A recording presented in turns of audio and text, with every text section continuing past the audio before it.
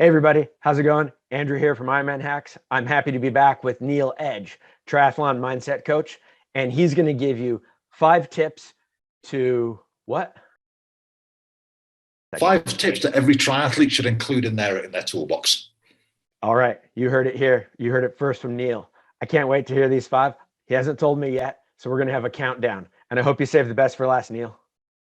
I absolutely have. So it's worthwhile staying till the end because the last one is something that you may be aware of, maybe you won't, but I'll explain it. And so number one is we want to prepare our day to become as stress-free as we possibly can be at the beginning of our day. The way to do that is to create a solid, sustainable morning and evening routine. There are lots of elements that you can include in that. 3 that I recommend is to begin your day with stating positive affirmations, then to use meditation, a wonderful form of mindfulness, and the 3rd is to create a journal. And I'll go into as much detail as you like at a later stage. But to create a solid, sustainable morning routine ensures that from a mindset perspective, you start the day the right way. That's focusing on right now rather than allowing your thoughts. We can't stop our thoughts. Many people say that, oh, you can stop your thoughts and you can do a multitude of things with them. You can't, but you can stop. You can choose what you pay attention to, and that's the key. So that's tip number 1. Tip number 2 jumps onto the back of that, really. It's practicing being more mindful. We're all guilty of this.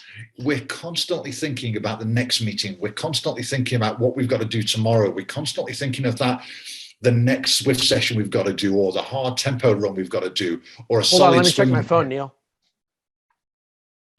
It's very true. And I was wondering what you're doing then. But it really is very true. And we all do it. We all do it for sure. And so, it really is super, super important that we do that.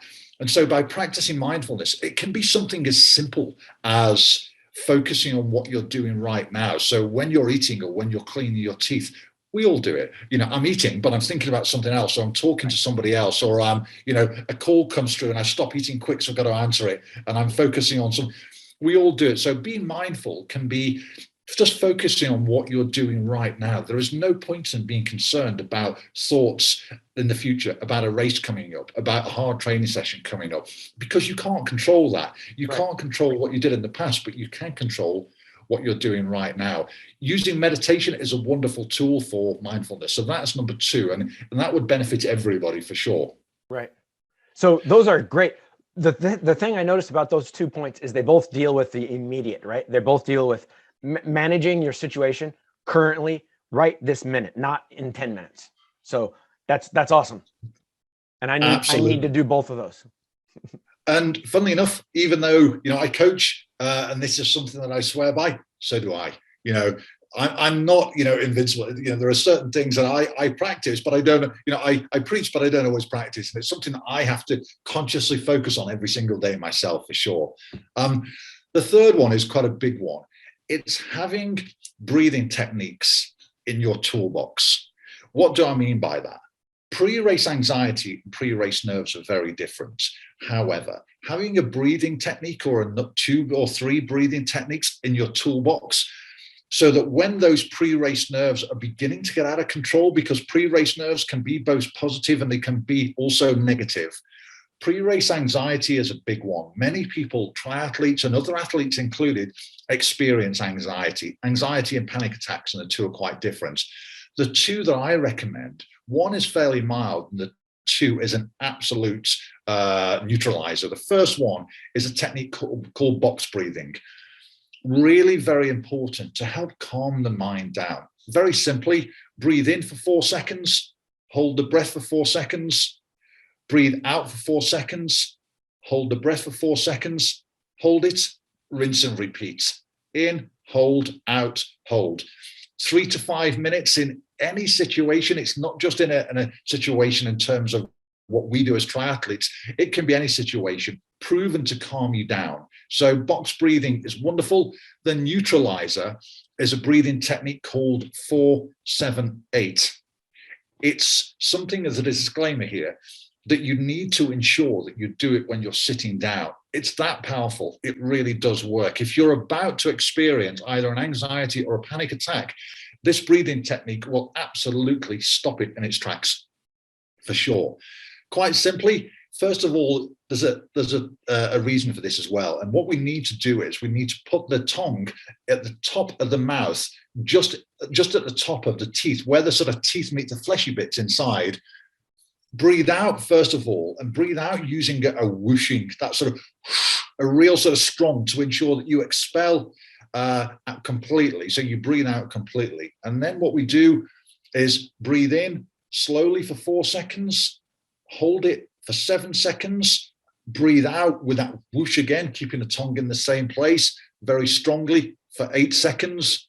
That's one cycle, typically 3 to 4 cycles maximum, no more. And if you're ever feeling really incredibly anxious to the extent where you feel the onset of either anxiety or a panic attack, make sure you're sitting down when you do that, because it really will have an effect.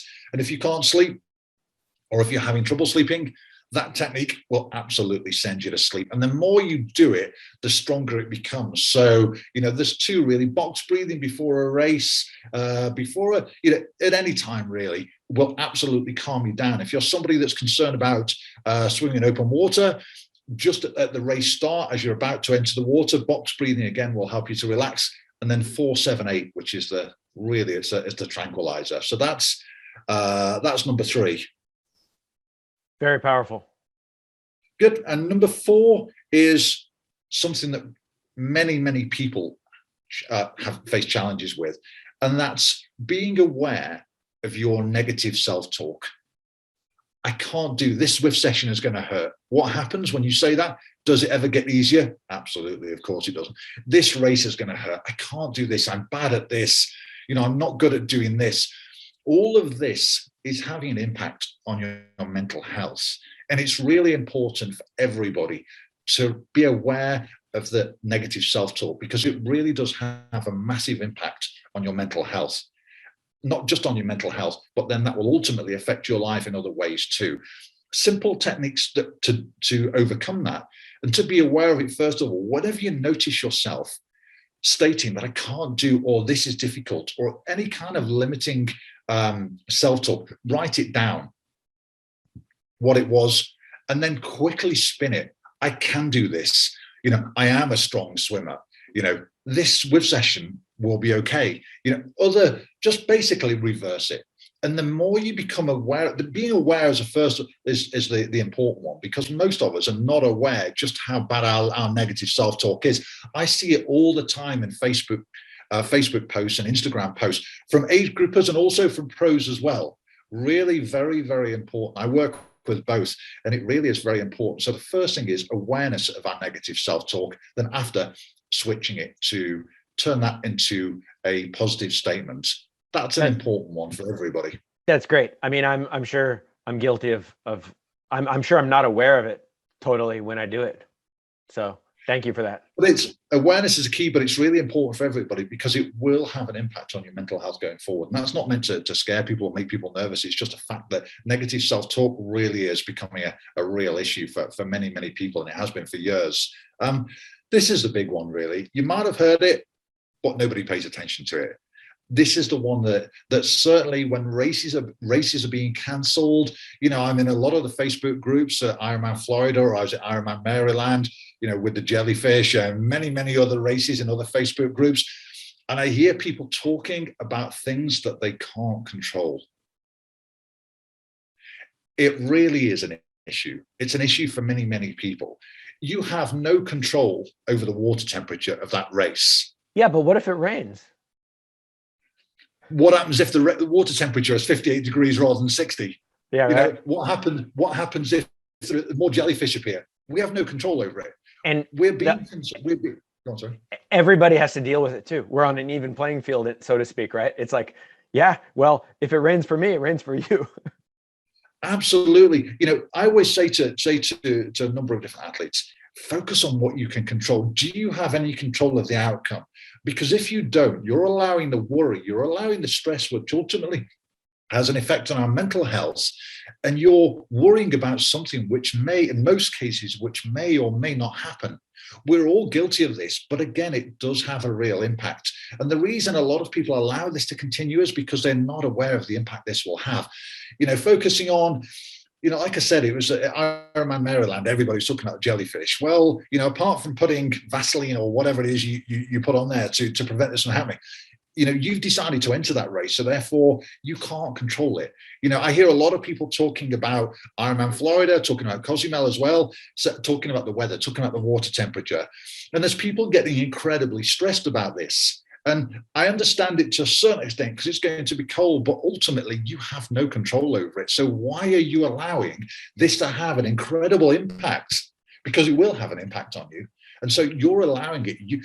What you do have, is to focus on what you can control and take a look, write a list of all it. I see so many different elements that people are concerned about, but you have no control over them. And if a friend of yours, I always flip that around and say, what advice would you give to a friend of yours if your friend was, asking you what's the temperature going to be, what's the weather going to be on race day, unless it affects your equipment changes? If a friend asks you, you would just say to them, well, why are you asking me? You can't control this. So as long as you're prepared with the right equipment on the day, why are you letting this stress you out? You don't need to do that.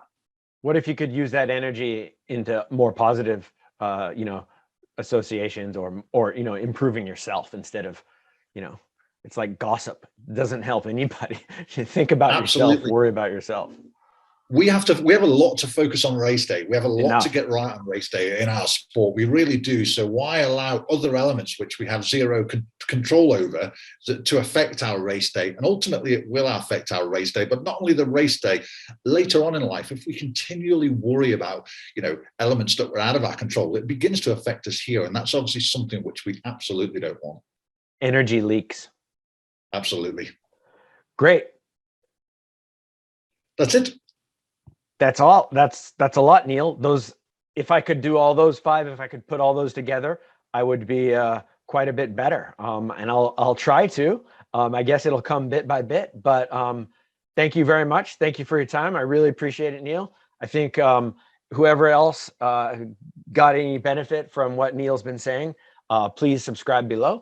And we've got more from Neil about how to maintain motivation in the off season, and also how to get out of the hurt locker, a place we've all been. So have a look.